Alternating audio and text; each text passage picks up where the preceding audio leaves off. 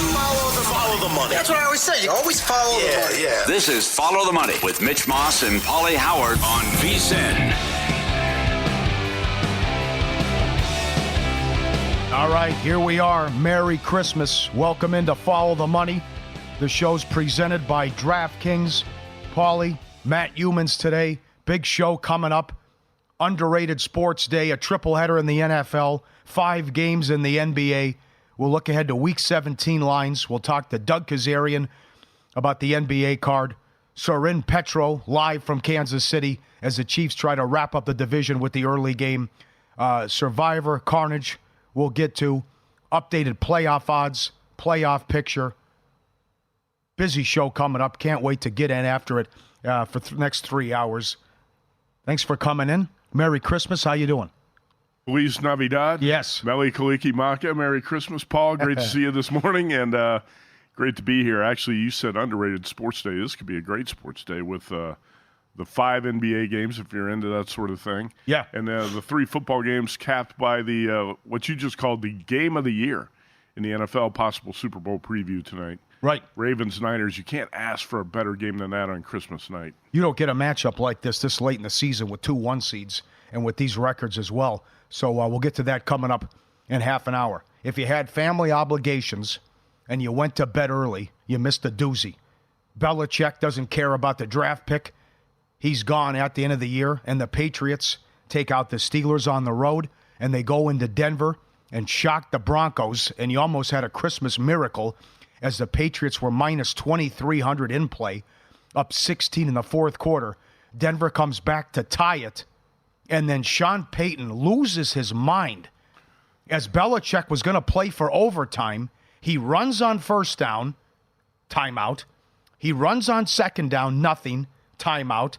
Then they throw, and they hit the big play, which sets up Ryland from 57, and the Patriots all but knock out the Broncos from the playoffs, and they get the 26-23 win, and they have now the 4th pick in the draft as it stands instead of the 2nd. So incredible job here by the Patriots not to lay down after a horrible season, to go into Pittsburgh and win, and then shock the Broncos last night as 7.5-point dogs. Yeah, I think Sean Payton got a little too overconfident. Tried to play the bully role there and say, I'm going to use my timeouts because I know you're playing for overtime, and I'm going to force you to make a play. Well, guess what? Bailey's, be careful what you wish for. Bailey's after you made the play, and Ryland was the GOAT of the night. He misses a field goal, misses an extra point, and he comes on and makes amends for that. 56-yard field goal. I thought he was going to make it when he lined up, too. Oh, did you? Oh, yeah. I said this is the type of thing where the guy can't make a kick, and then he's going to make the kick to win the game. And, he's got the leg. He's got the leg, and you're at altitude. And at that point, you got nothing to lose if you're Ryland, because if you don't make well, I guess you got a lot to lose. If you don't make that kick, you're probably going to be looking for a job today. That was a job saver, and I think a redemption kick for him. But, Sean Payton mismanages a lot of games. I think he gets a little bit too much credit. He is an elite coach, but he gets a little bit too much credit sometimes. He's still living off the Super Bowl from, 12, 13 years ago. It's a shoddy playoff record with some questionable losses in the playoffs. Both things can be true. But he mismanages a lot of game situations, and that was one of them last night. You got the superior team. Yeah. You're at home. Patriots probably not going to drive down for a touchdown in overtime. Just play for OT. I think you got the better team. You're in the stronger position right there. And Belichick pulls it out. I got a number for you, Paul. So 23-7 the Patriots led going into the fourth quarter last night. Under Belichick, when leading by 14 points or more entering the fourth, the Patriots were 123-0 going into last night. They were that close to being 123-1. Yep. I don't understand the timeouts there, because even if you stop them, you're going to be backed up with 30 seconds and no timeouts. 30 seconds, no timeouts. Right, yeah, if that. So that's why it was a bad decision by Payton, and Belichick wanted to go to overtime. The other thing was, you get the fumble off the first play of the game. You go for it. You don't take the points. You can't cash in. And then the Mims fumble, which you rarely see that. he fumbles the kickoff twice, and the Patriots jump on it for a touchdown.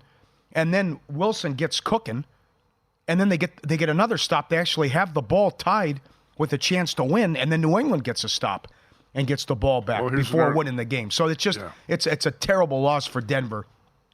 And it all but knocks them out of the playoff. But you thought they were going to finish 10-7. They get the Chargers and the Raiders to close.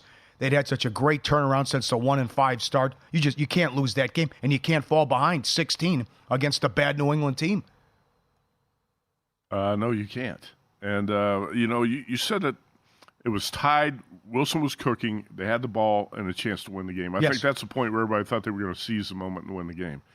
Sean Payton's first down play call was pathetic. It was a screen pass that ended up losing yards. There's no reason to throw a screen on first down. If you know anything about play calling, you throw a screen when you anticipate the defense is going to be on all-out rush, they're going to blitz, and you're trying to beat the pressure. You don't throw screen passes on first down in that situation. And I think that's another example of a game management mistake that Sean Payton makes.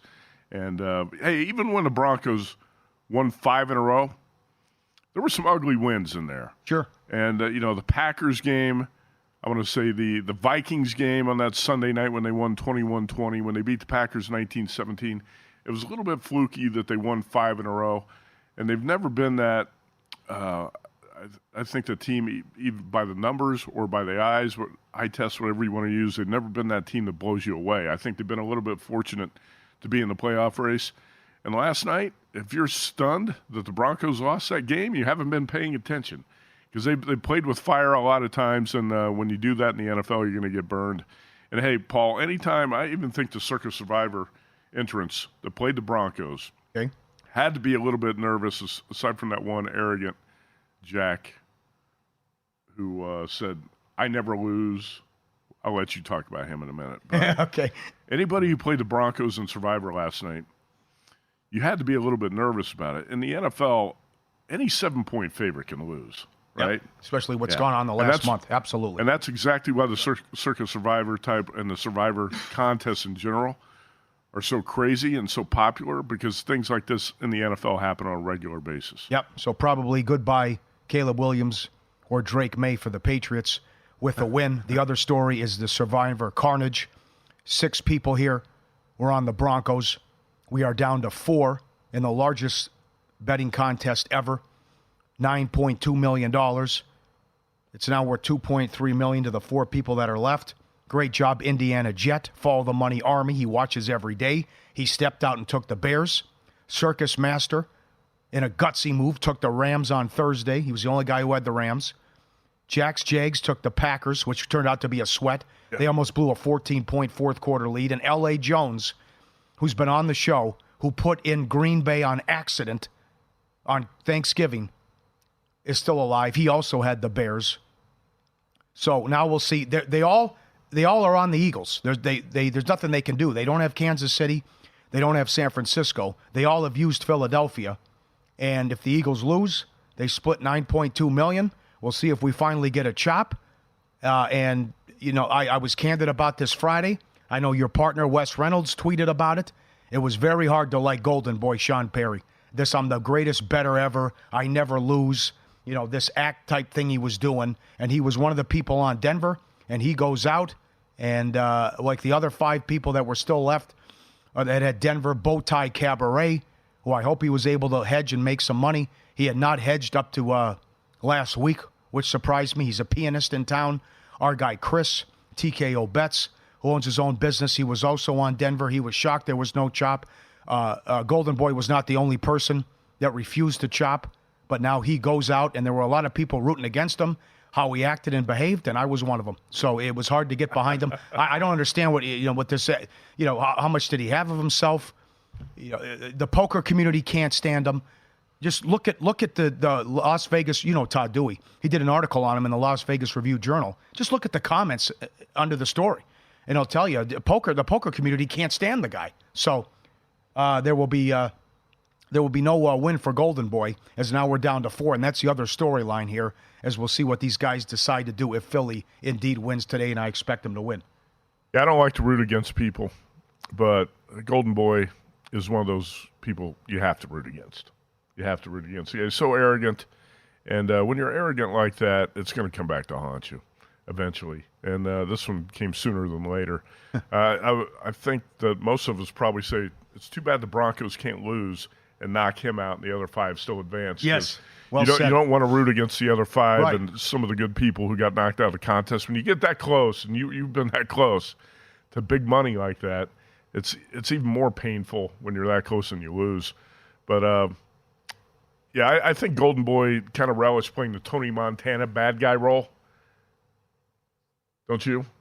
He was trying to play that character. He almost wants people to root against him and to hate him, I think. Well, I'm the best in the world, and I never lose. You don't make, some of this stuff. Yeah. comments like that unless you want people to, if you're trying to tick people off. Yeah. You know? Yeah. But certainly he was wrong the whole time. He wasn't the only one that refused to chop, and he also didn't have the best portfolio. Right. Because there were guys like Circus Master and Rod Beck Apples that had better teams available as well. And even if he advanced and Denver won, the Jacksonville angle, Week 17, wasn't gold, as Jacksonville can't win a game now. So he was the only person with Jacksonville left, but that lost some of the luster as well. Up next, we have some incredible matchups we could be looking at Wild Card Weekend, along with the updated playoff picture as well, and playoff odds as Flacco does it again, Stefanski does it again. Great day yesterday in the NFL. We'll run it all down coming up next on Follow the Money. Merry Christmas, VSiN, the Sports Betting Network.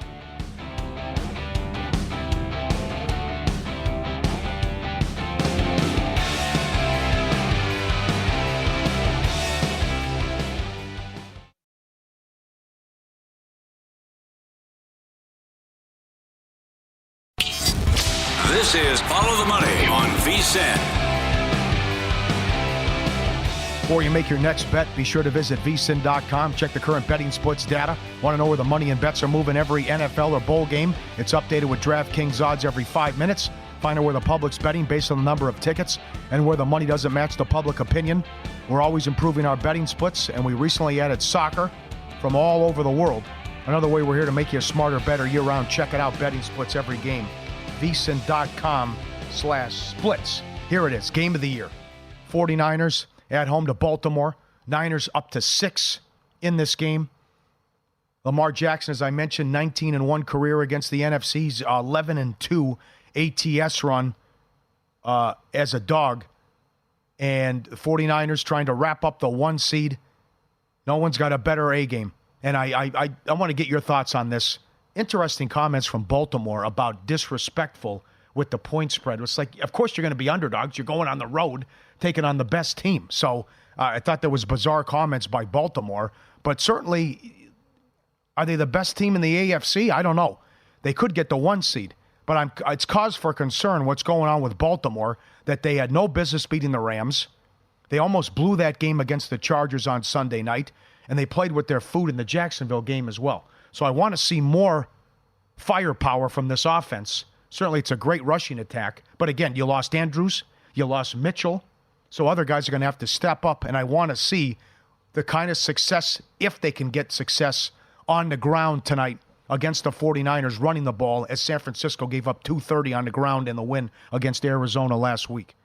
Yeah, no question. And I like the Ravens a lot better in the road dog role. I never want to bet the Ravens when they're home favorites. We see them, fall flat as favorites too often, too many times. But when they go on the road, they're a different team. And I think Lamar Jackson made some interesting comments about that last week. I referenced this story on my Friday night show, and I think I know what you're talking about, where Ravens players were saying they felt disrespected by being the underdog in this game. Yeah. Obviously, these guys who were quoted in the story, the players, know nothing about odds making. You're not going to go on the road and be a favorite in San Francisco. Yeah. That's not going to happen. But Lamar Jackson said, quote, "I believe we play better when we're doubted and people aren't picking us to win the game. I don't want them to pick us. I like being the underdog." And I like to hear Lamar Jackson say things like that, because one reason I'm an underdog player is I think a lot of times the underdog is going to play with more edge. People say chip on the shoulder, however you want to put it. I think that's especially true with the Ravens. When they're in the dog role, they play with a lot more of an edge. And when they're at home as a favorite, a lot of times they come up a little bit flat. So I like them in this situation tonight in San Francisco. How about 7 straight Monday night dogs winning outright, the longest streak in NFL history? Does it continue? I'm not going to go that far. All right, it's right. It is historic. I can't believe it. Here's the graphic. The Broncos in Week 10, catching a bunch, beat the Bills. The Eagles beat the Chiefs 21-17. The Bears beat the Vikings. The Bengals beat Jacksonville, double-digit dog. Both came in Week 14. The Giants, Tommy DeVito got me, and beat Jordan Love. The Titans down 14 late, beat Miami. And then Seattle, with the Drew Lock drive, beat the Eagles. So see if the Ravens can make it 8 in a row tonight. 7 straight Monday night dogs have won outright. So you have that angle tonight. You also have the MVP battle. Now, where are you at with this? Purdy is minus 230 to win the MVP. The last 6 games, he has a passer rating of 138. He has 17 touchdowns and 2 interceptions. 6 times this year, he's had a rating of 130. That's tied for the most ever in a season. So is it as simple as if the Niners win, it's over? Maybe. But I would think not only does Lamar Jackson have to win the game, he would have to have a great performance on the ground and through the air to come and overtake Purdy, because Purdy has been so good in putting up historic numbers here as Lamar's in the 4-1 range and the second choice to win the MVP. At DraftKings, McCaffrey is now down as low as 8-1 to win the MVP as Dak is out of it now and Tua's out of it and Hurts is out of it. What do you think here with the MVP battle? Yeah, I thought Dak was out of it before the loss to the Dolphins. Yeah. I really thought he was out of it. I don't even. Why is Tua still 17-1? He should be out of there too. Yeah. I should be more with Tyreek Hill. Tua's got no shot. So Brock Purdy is such a great story that I think he's probably going to win the vote here. I mean, you're going from the last pick of the draft, Mr. Irrelevant, to MVP. People just love that. They want to vote this guy MVP. I'm going to say the quarterback who wins the game tonight is the MVP. It's that simple. First of all, the Ravens are not going to win unless Lamar Jackson has a big-time game. Probably. And if that happens, he's going to be MVP. He's going to overtake Purdy and win the award. I think it's not a lock, but it would be 90-something% that Lamar is going to be MVP if he can, like you said, have a big-time game and win tonight in San Francisco. Well, San Francisco. I mean, if the Niners win, it's Purdy's award. I would love to sit here and make a case for Christian McCaffrey. But when you look at Purdy's numbers and really break them down, you can't say he deserves it, yes. Where are you at with Baltimore and this offense and dealing with these injuries, and if they're the best team in the AFC? And what do you – I mean, the numbers are good. It's a number 1 rush offense. It's a top 5 offense. You continue to lose people, though. And, it's a guy who only has 17 touchdown passes, too. On the flip side, I'm shocked. It's been this way the whole year, though. It's a top 5 defense and the number 1 scoring defense in the NFL. And they've had the lead entering the fourth quarter in every game. That's right. So this they've rarely trailed this season. I know. Talking about the Ravens. Here's another thing about the Ravens. They're 5-1 in true road games, 6-1 away from home. And you mentioned the number on Lamar Jackson that I think is very telling, and I love this, that he is 9-4 straight up and 11-2 against the spread as a dog. And Jackson does have 22 total touchdowns. So if you look at total yards, he's got more than Purdy, 3,846 and 22 total touchdowns. You can't just look at the passing numbers with Lamar. You got to look at the rushing numbers as well. Purdy still has better numbers if you stack them up side by side. Where do I stand with the Ravens? Best team in the AFC, but not infallible. They can be knocked off. We just saw the Rams go to Baltimore and almost knock it off 2 weeks ago. Yep. If that block in the back on the punt return was called, who knows? Rams might have won that game. And that's how the Ravens won on that punt return, and there was an obvious block in the back. But I will say that the Buffalo Bills are going to be a dangerous team in the playoffs. I agree. Is everyone playing for second place? Can you believe the odds in the future market on the Niners? They're as low as 2-1 to win the Super Bowl. And down the street, again, we talked about, they're like minus 140. You have to lay $140 to win 100 to win the NFC. I know. But you saw what they did against Dallas and Philadelphia. So it wasn't even close. You look what the Cowboys have failed to do on the road. You look at the Eagles' problems. Yeah, I think the Niners deserve to be at that number. You have a future on the 49ers, don't you? Yeah. That's what I thought. Yeah. You got to feel pretty good about that one. 27,000. Yeah. The blackjack. Was it like at that point? Was it around? I got him 6 to 1. 7 to 1. 7 to 1 plus 720, I think. Yeah. You got to feel pretty good about that. But but it's barring an injury. Let's say if there's an injury, football's a game of attrition. He's have injuries all the time. If McCaffrey goes down, who knows? Then all of a sudden the playing field is leveled. Sure. So anything can happen. Yeah, but it's just these next 2 games are enormous for Baltimore because they can still go to the Super Bowl, but if you want to, you get the 1 seed. You figure to lose this game tonight, and then you play Miami. Yeah. So that's going to decide the 1 seed, and then all of a sudden you could be playing a Buffalo or a Cleveland in the first round. You already lost to Cleveland at home and couldn't stop Deshaun Watson and the way Flacco's playing. So I'm interested to see what they're able to do on the ground and what the passing attack looks like against San Francisco as well. Now, they certainly have weapons, but I love Flowers. Likely's a beast. But what are you going to get out of Beckham? And then what happens if you fall behind? Can Lamar Jackson bring you back? Certainly I can't. I can't get past the fact. I like the guy, but I can't get past the fact with the failures that Lamar has had in playoff time. It hasn't gone well. No, it hasn't. But, a lot of great coaches, great players over the course of the years have had trouble in the playoffs, and then they get that breakthrough year. And maybe this is it for Lamar Jackson. The one thing I can't get past with the Ravens is I think they're a much more dangerous team, like I said, on the road when they're underdogs. When they're at home, sometimes they just don't play with the same edge. And so I think the home field advantage for Baltimore in the playoffs is not that big a deal to me. But they do come out of the toughest division in the NFL. Yeah. Yes. Even with Joe Burrow going down and the quarterback problems the Steelers have had this season, that's still the best division in football, top to bottom, no doubt about it. Yep. The worst team in the division is the Steelers at 8-7. Yep. Yeah. DraftKings has a ton of props. We'll get to all those coming up. 3 games tonight.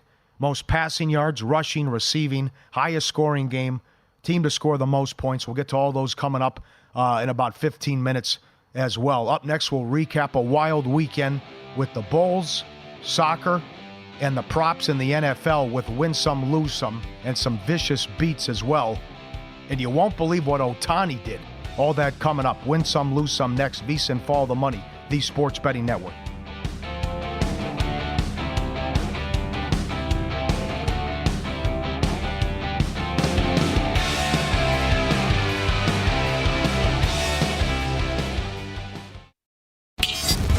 This is Follow the Money on VSiN. Looking to bet smarter? Then VSiN has the perfect holiday gift for you. Sign up. Our holiday special today. Get VSiN Pro access. Everything we do through May 1st for only $79. Sign up today. Unlimited access to daily best bets, the betting splits, the premium analysis, the 24/7 video, all the betting guides. Limited time holiday offer. VSiN.com/subscribe. The holiday special now. VSiN.com/subscribe. Couple more games left, week 17. To the late games. How about Mason Rudolph and Pickens? Where did that come from? Steelers saved their season. Seattle at home laying 3.5 against the Steelers. I liked the Steelers a lot on Saturday. I thought the Mason Rudolph switch was going to prove to be a good move, and it did. And George Pickens, a lot of people wanted him benched. Mike Tomlin motivated him properly, and the Steelers came out. That was a typical Mike Tomlin game. Yep. Back to the wall, lost 3 in a row. Yep. People want him fired. They're going to chase him out of town. And what do the Steelers do? They jump all over the Bengals and play well. Now they're live to finish with a winning record again, 8-7. Boy, they got a tough way to finish the season. No kidding. This game at Seattle on New Year's Eve, and then you finish at Baltimore. Geno struggled. That should have been an easy win for Seattle. They couldn't move the ball. Kansas City 7.5 against Cincinnati. What happened? Cincinnati's defense horrible, and just wide open. What Pickens was doing, and Pittsburgh wide receivers. KC 7.5 and 45. Last call for the Bengals. Teaser game. Yeah. Tease the Chiefs down. I think that's a pretty easy call for a lot of bettors. And we'll see how the Broncos respond. 5.5 at home to the Chargers. 38.5. I'm just not a Broncos guy. I have not been. Even when they had, I talked about when they had the 5-game winning streak. I thought they were lucky. the Vikings should have beat the Broncos Yes, on they that should Sunday have. night game. Yep. The Packers should have beat the Broncos in Denver. Yep. Some of those games that the Broncos were winning, they were doing it with smoke and mirrors, and the defense did step up. I think during that 5-game win streak, the Broncos had 20. The defense had 20 sacks and 18 takeaways. It has not been Sean Payton's offense. You know, it was the defense that really stepped up and played well during the win streak, but they were winning ugly games. That's why you can't be surprised with what happened last night with the Patriots knocking off the Broncos. You should not be surprised. New Year's Eve, Sunday night, Vikings 2 against the Packers. Loser leaves town game. Doesn't this price look cheap on the Vikings? Well, it's Nick Mullins. I'm here for anything's possible. 400 yards, four interceptions. The amount of games that they have blown. Week 1, they blew the Tampa game. They blew the Charger game at home on the 4th down play. Then they got hot, won 5 in a row. But then you lose Cousins and Jefferson. They blew the game in Denver, as you mentioned. The Monday night game. Didn't Dobbs have 4 interceptions? They lost 12-10? 12-10 to the Bears. Yeah, another one. Then they were up 14 points Saturday in the 4th quarter at Cincinnati and lost that game. That was sick. And then here it is. Nick Mullins is going to save the day.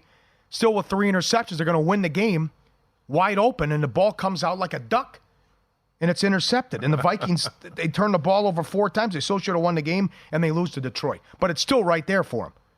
They win this game, and then they go to Detroit, who probably won't play anybody, and they can still get in this because they have a very good conference record. So think about this. You know, you and I were talking about this during the break. The Vikings got a really good shot here to finish 9-8. yeah, And they have literally blown Yes. 4 games. yes, Yeah. yeah.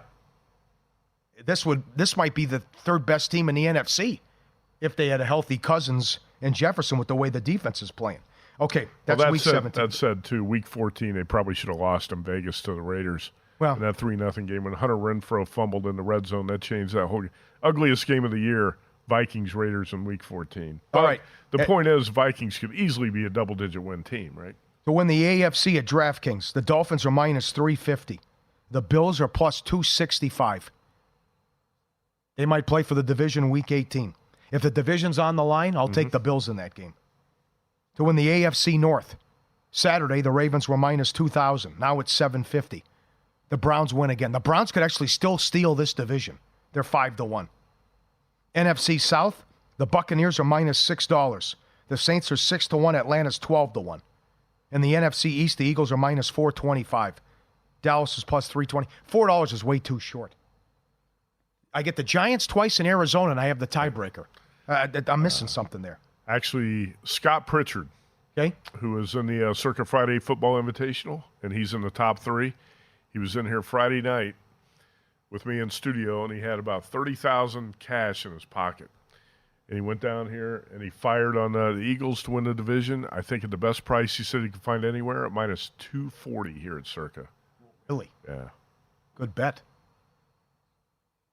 About that price, like you said, that price is way too low. Yep. And then you got the Dallas loss. To make the playoffs, Seattle is minus 380. They get Pittsburgh at home, and they go to Arizona. The Rams are minus $2. At the Giants, at San Francisco. The Saints are 5-1. Pittsburgh is plus 340. The Bills are minus 1,600 now to make the playoffs. A couple weeks ago, the no was minus 150. That's what a 3-game win streak will do for you. Right Beat now, the Chiefs, everyone else Cowboys, losing. Chargers. Yeah. Vikings, yes, plus 330. Colts are $1.05. Green Bay plus 230. Kind of like the Colts to make the playoffs right now. Yeah. Yeah, they should beat the Raiders, and then you take on the Texans. You already beat them. Tampa minus 750. Atlanta plus 650. Costly loss for the Broncos. They're 16-1. Bengals still plus 425. To the awards.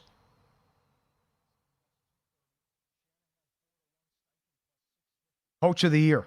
Dan Campbell plus 165. Stefanski plus 230. Shanahan 4-1. Steichen plus 650. I don't know. I bet if the Browns win out, I got to give it to Stefanski. Do you really? I do. No Chubb, no Watson. Well, Flacco off. Not only to get a guy off the couch, he's thrown for 300 yards every week. well, that's a credit to Joe Flacco, not Stefanski necessarily.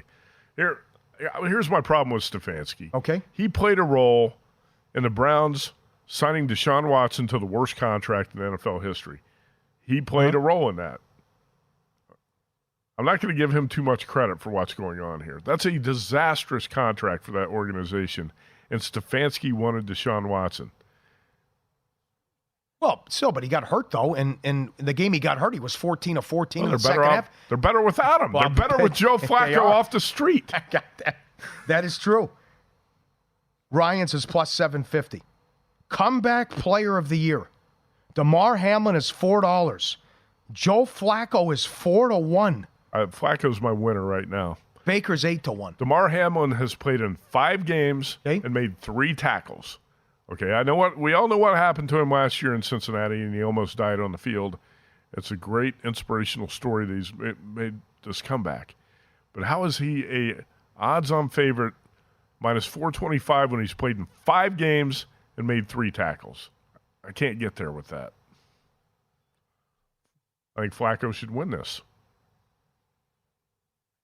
The guy's walking off the street, leading the Browns into the playoffs. Yeah. And you're trying to give Kevin Stefanski the credit. come on, he's got to get some of the credit. Come on. A little bit. Where was it? The other thing, where was Njoku when Watson was the quarterback?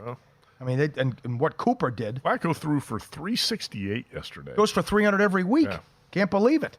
There you go with the updated numbers. It's wild. I mean, this is going to be a great finish to the season. And again, as I threw it to Matt a couple hours ago, the possibilities of like Cleveland, Miami, Cleveland, Baltimore, Bills, Chiefs, Rams, Lions, Seattle, Philly, Dallas, Tampa in the wild card games. AFC's wide open. And certainly I would give Seattle a good chance to upset the Eagles, and I would give Tampa a shot at home against the Cowboys with the way they are playing on the road. Dallas is a different team on the road in a rematch, same matchup back-to-back years in that 4-5 game. But there's so much going on here in the NFL with the awards and also updated playoff mix and wide open in the AFC. The exact opposite of the NFC, which everyone thinks is a San Francisco Invitational. I'm going to be really interested to see how the Eagles play today. They're up to 14-point favorites here at Circa against the Giants. This is an Eagles team that was outgained in 5 straight games. Jalen Hurts has had a turnover problem. The run defense has been bulldozed. Would it surprise you? It would not surprise me if the Eagles are one and done in the playoffs. No. If the weather's fine, I could see if I get the Geno that showed up on the Thursday night in Dallas, they can win that game. Absolutely. And I'll tell you this. I'm taking the points. Forget the points, rather. The Rams are going to beat the Lions if that's the matchup. I like the Rams in that game. You can't stop Nick Mullins. What are you going to do to Stafford and Williams and Puka and Kupp? It's just shocking how bad the Detroit defense has been the last couple months. As we've talked about all morning, it's a great day of sports. 3 NFL games. Up next, 5 NBA games. And don't look now, this team is hot, and they're gelling. We'll get to that coming up and run down all the props and all the 5 NBA games coming up straight ahead. VSiN, Follow the Money. Merry Christmas, Happy Holidays, the Sports Betting Network.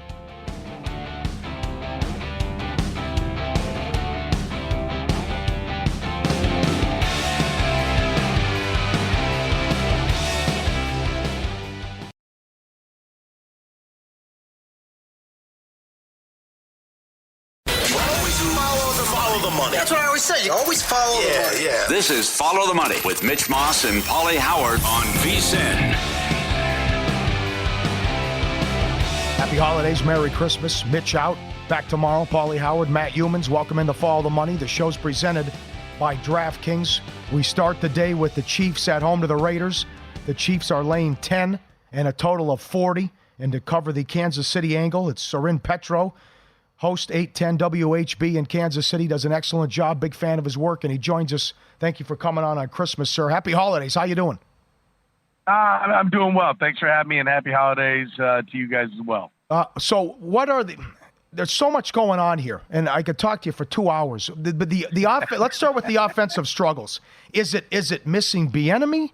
Is it the wide receivers? What's the big issue offensively? Why this team with Mahomes, the best player in the league, why they have looked like this for much of the season. And I said before you came on, 13-1 to the under in the fourth quarter and 12-2 to the under in the second half.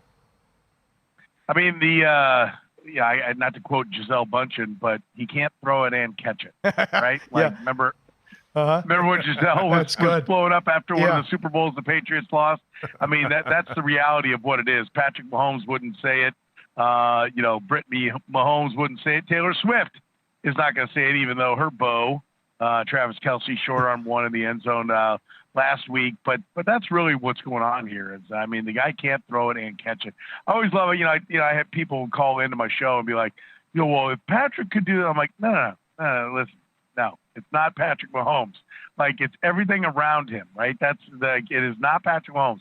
Patrick Mahomes is Patrick Mahomes. You've seen him finally look human over the last 2 weeks when he blew up against the officials, which I don't even think he was really mad at the refs. Cumulatively, I think he was mad. The officiating in the NFL is terrible. The week before against the Packers was really when he should have blown up.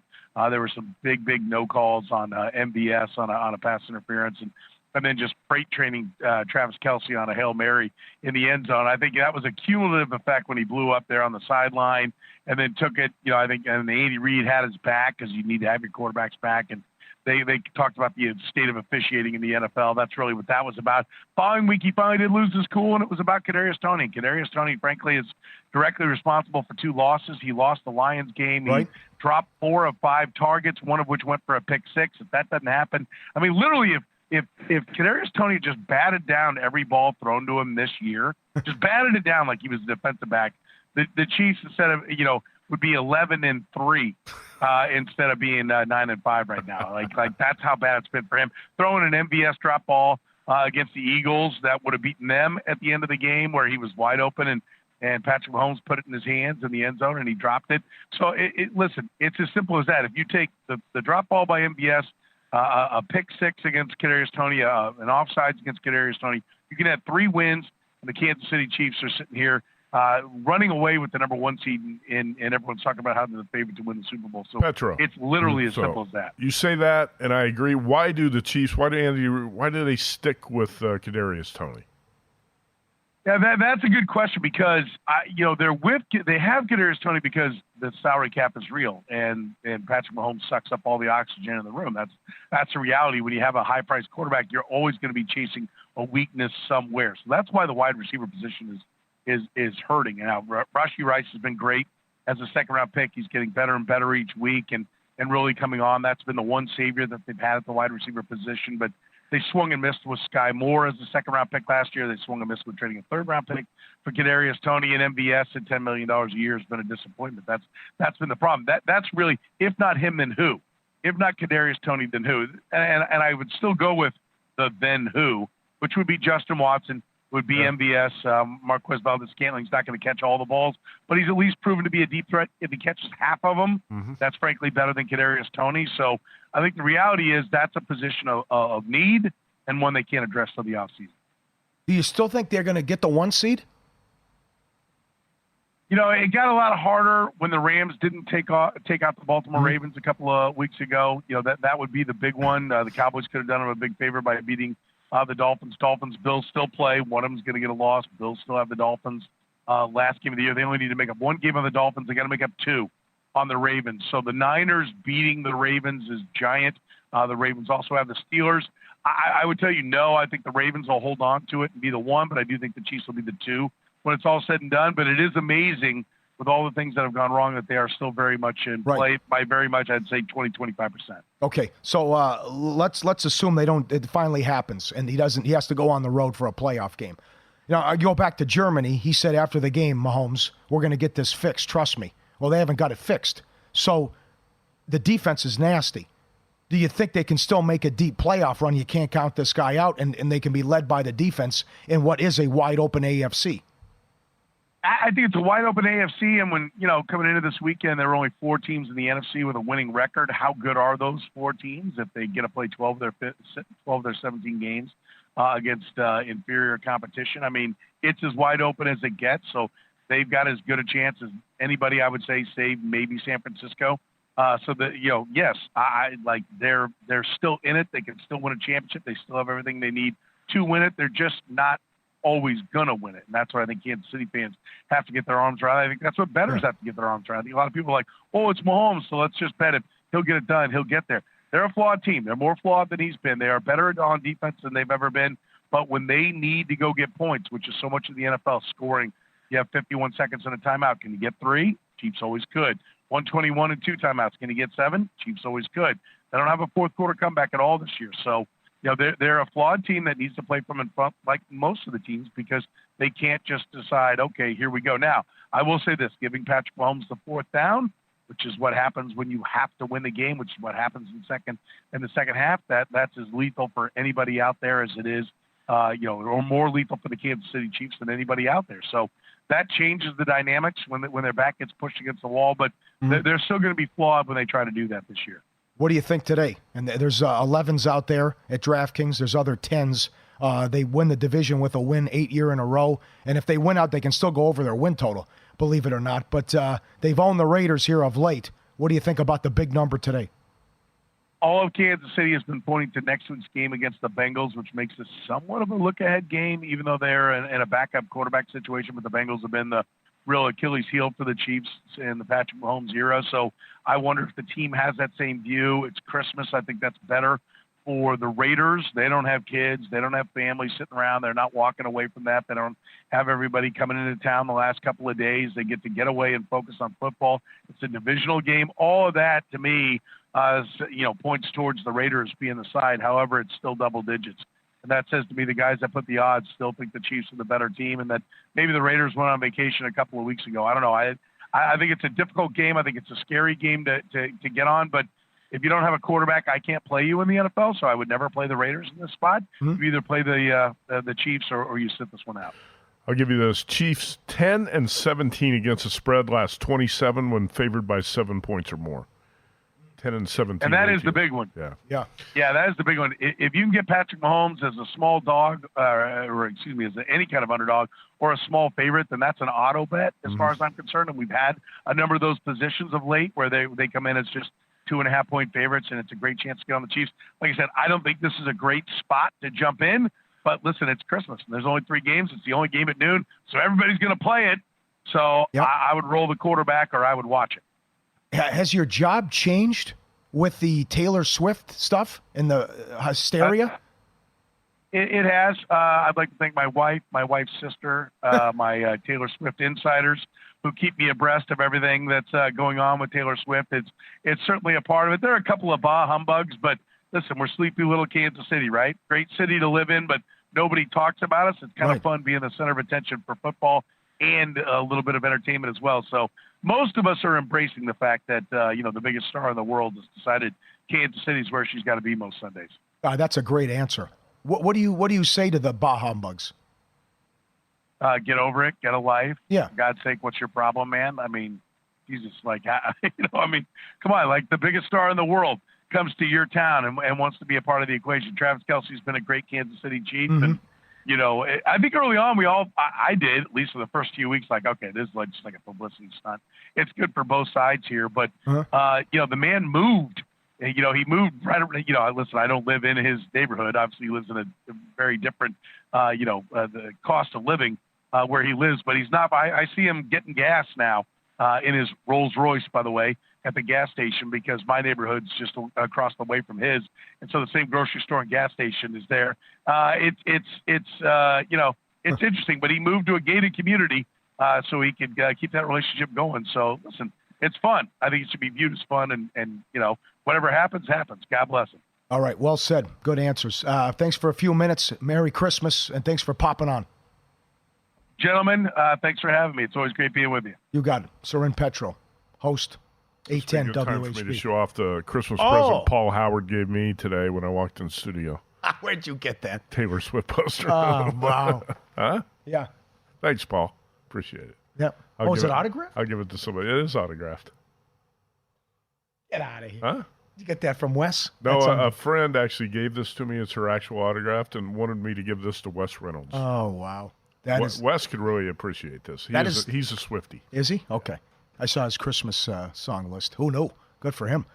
That was good perspective about, hey, we're sleepy Kansas City and the the biggest star in the world is here and wants to be a part of the equation. That was a good answer. I can't figure out why Andy Reid and the Chiefs stick with Kadarius No, I know. Toney. Yeah. You know, Petro said he's directly responsible for 2 losses. Right. He's a negative when he's on the field. Yep.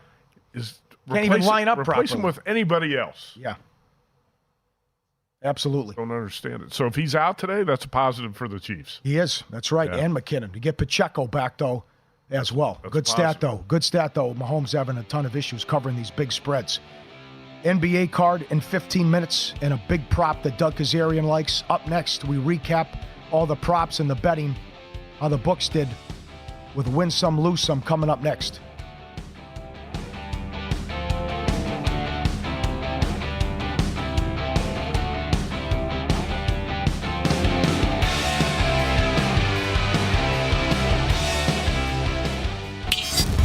This is Follow the Money on VSiN.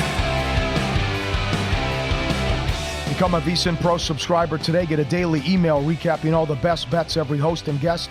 Unlimited access to the VSiN.com/picks page. Sort by sport, matchup, date, and more. Check the leaderboard to view betting records, profit, ROI, who has the hot hand, pro picks, betting splits, power ratings, dog videos. Become a VSiN Pro subscriber today. $9.99. VSiN.com/subscribe. And he's got a great French bulldog, Arthur. It's Doug Kazarian from Only Players, and he joins us now, still alive in the Friday football invitational. Oh, no, he's still alive in the Circa Million. Oh, okay, Yeah, that's what yeah. it is. He's Okay. also still alive in the Circa Friday Football Invitational. But more importantly, Doug, how about your NFL week? And I think you're alive here with a couple weeks to go in the Circa contest. Yeah, I just made the cut line 3 straight weeks of the Circa Invitational, thanks to Kenny White. But, the Circa Millions, I was tied for whatever it was, 41st with a bunch of people. And I'm 3-1 so far, and I got the Niners. So it's amazing how much I'm sweating this stuff out. I mean, not amazing because the top 10 money is real money. And then even like 11 through 30 is good money, obviously. But, that top 10 is 6 figures, man. Wow. Good. Was it last year or 2 years ago you cashed 2 entries in William Hill? That was last year, yeah. So 2 entries in the top 5, 2nd and 4th, or 2nd and 5th, I believe. Incredible. Great job. Okay. Yeah. Let's get into the Detroit Pistons here because you have a strong take on this. At DraftKings, under 9.5 wins is plus 260. It was 5-1 on Saturday. You took 9-1. Tell us why the Pistons won't win 10 games. So 10 is sort of the benchmark in terms of like the worst record ever, right? So that's why they put up 9.5. Usually when you have like 1.5 in soccer over-unders and things, you understand that the money line has to be big or whatever. But they didn't want to do like 13.5 because it's just not as fun. So the single digit is the record. I just think these types of things are what odds makers like are not at their best, right? Everyone can come up with a point spread for Ravens Niners tonight, right? Power ratings of teams, NFL, full strength. But when there's injuries, when there's players sitting out, when there's extreme kind of exotics, that's when I think you can find value because there's just no baseline for this type of wager. And Pistons, do they have talent? Yes. I mean, that Bobcats or Hornets team, whatever it was, when they were 9 wins, they only had like one NBA player. They had a bunch of, G League guys. This team has like some talent, right? Some top 10 picks, but for whatever reason, they can't win. I mean, they don't play any defense. So that's the number one reason. But then just Cade Cunningham's not like an alpha guy yet. And they're trying to run the offense through him so he can sort of learn, have some growing pains. And but it's not turning into wins. So a team that has 2 wins, they have 5 games remaining against the Spurs and Wizards. Okay. And the Wizards already whooped them by double digits, so it's not like that's an automatic win, but those are obviously some of the worst teams in the NBA. I think the Spurs are a team they're capable of beating for sure, and then maybe if they catch Utah on the right night, but Utah, they were favored at home the other night and lost. So I bet the plus 900 when they were, before that game, and they were overnight, they were 2.5-point underdog and then closed as a favorite because of some late scratches for the Jazz, but the Jazz win by 8 or 9. This team, like NBA players, are not going to want to lose to them. Like they know what's going on. They're not going to roll over and lose to a team like this. Yeah. I want to remind you of something about the Pistons I think a lot of people forget. They started the season 2-1 right. with 2 wins by double digits and a loss by 1 point. How did it get so bad so fast after that hot 3-game start? On top of that, I talked to an odds maker going into the NBA season. And I go, you got any good win total stuff? I literally was given 1 win total. They're like, one of our sharpest guys bet the Pistons over 27.5. We're at 29.5. Of all teams, I got one tip. It was Pistons over. Oh my God. Oh my, that's hilarious. Well, there's a lot going on here, right? It's a home court disadvantage. They're chanting "sell the team" at the last game. You gave your coach $70 million, so it's his first year. It's my way or the highway. They also stink shooting threes, so you can eliminate that. There's not going to be a game where they're just going to knock down 15 threes and you're going to win a game doing that either. They just got Bogdanovich like a week or so ago back from injury, and that obviously adds tons of shooting. So they were actually covered a couple games. They covered against the Hawks.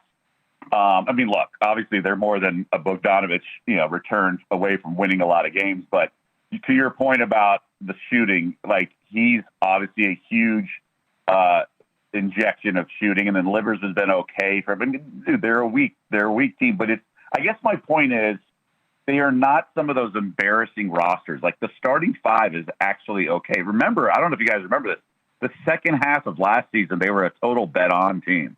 Like they were playing hard, or was that maybe the year before where they had Sadiq Bey and some stuff like that? So they had some good rosters the last couple of years. They have a nice underdog value, but they're pretty bad. So not only are they have the worst record, I think they're the second worst record against the spread as well, behind only the Hawks. It's only Christmas. Are you saying shut it down? Bet this now. Gobert, Defensive Player of the Year.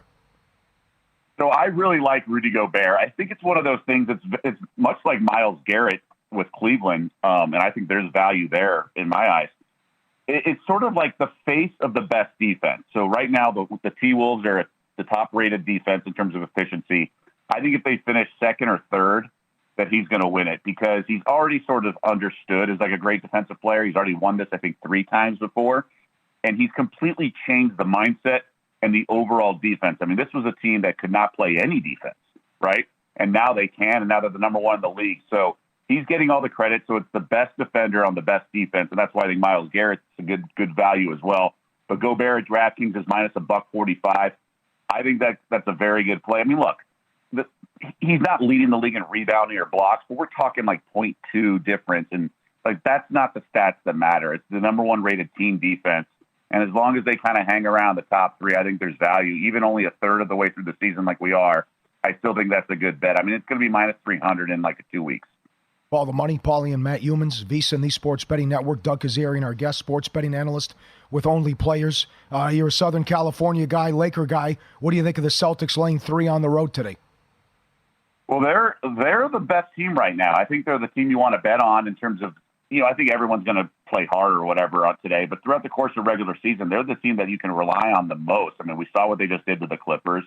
I think they're pretty versatile with their shooting. Obviously, they prioritize shooting threes, but man, they got a lot of guys that can come at you. And I think the Lakers are sort of in a tailspin right now. They're going to make a move, kind of like they did last year, and clean up the roster. I think this is sort of there's peaks and valleys. LeBron called the win over the Thunder the first must-win of the year. I think that's knowing that the Celtics were looming. I don't think the Lakers get this win. So it's a relatively short number delay. I mean, it's road chalk. We know all that. But I think if there's a situation you want to do it, I think it's fading the Lakers just because they're such a high, but they've been so poor since winning the in-season tournament here in Vegas. 6-point move in the Heat total. No Embiid. You still like it over? I do. So they basically don't slow it up at all when they don't have Embiid. Tyrese Maxey is just going to go to town and go running up and down like the Energizer Bunny. But I think the Heat can now score now that they've returned some guys from injury. It's a big number. I lean that way. I have no wagers right now on any game right now on the card for today. I'm actually fascinated to see what the handle is going to be, just given that there's 3 NFL games and the NBA has tried to lay claim to the real estate of Christmas Day. But here comes the big brother of the big bully of the block coming in. And I'm curious to see what happens to the handle of the NBA, how it compares to previous years now that we have this triple header in the NFL. How concerned are you with what's going on in Phoenix? A little. I liked them at the trade when they got all those pieces and they have a supporting cast. But if they can't play together, man, we've seen this happen. Although the Warriors won the title the year, I think Draymond Green, Steph, and Clay played a total of 8 minutes together during the regular season, and then they go on and win the NBA championship that postseason. So it's doable. I just, but we're assuming Durant doesn't get hurt. He's gotten hurt every year. I mean, that's a concern that he can have a significant injury. And then we're assuming the best version of Beal when he returns, because we're so spoiled, so to speak, with all these athletes who do get hurt to come back because they're stud athletes and obviously they receive the top medical treatment. But, we have to see how Beal looks. We got a glimpse of it for a game or two with Booker, but Booker's been great, and so is Durant, all things considered. Merry Christmas, Doug. Thanks for a few minutes. Good luck. You got it, guys. Merry Christmas to you and everyone listening as well. You got it. There also, Arthur, the bulldog. Arthur, yes. You forgot to say Merry Christmas to Arthur. Yeah, the French bulldog. I know you love dogs. Oh, very popular dogs. You won't believe it, though. Oh, I go to doggy daycare. Those things are going for $5,000, $10,000 a crack. Is that right? It's the number one dog right now, French bulldogs. Oh. Crazy. Yeah. 5,000 to 10,000. Yeah. Okay. Doug would say it's worth it. Yep. I've met Art. Art's a good guy. No doubt about it. All right, I'm excited with In Pocket. Up next, I love the Week 17 card and a ton of picks from Matt Youmans coming up next. VSiN, Follow the Money, the Sports Betting Network.